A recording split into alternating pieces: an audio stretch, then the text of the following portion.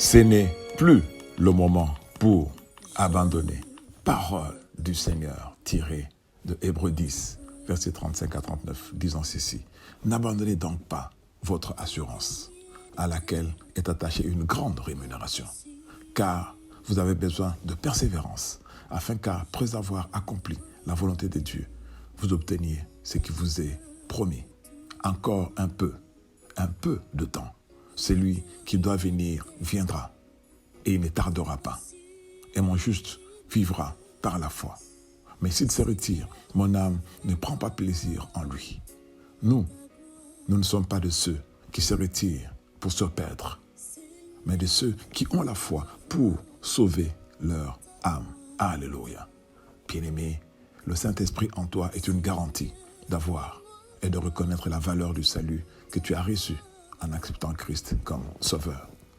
Et Jésus en toi, c'est l'assurance d'hériter le salut éternel pour une vie sans fin et pleinement comblée auprès de ton Dieu et Sauveur dans la cité céleste.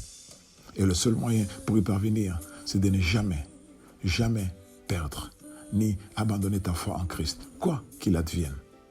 La foi d'avoir de la crainte, du respect, de la considération pour un Dieu invisible, devenu palpable en Christ, que ton adoration rend visible en toi, dans ton cœur, dans ta vie, par sa présence manifeste que tes yeux spirituels voient et peuvent contempler.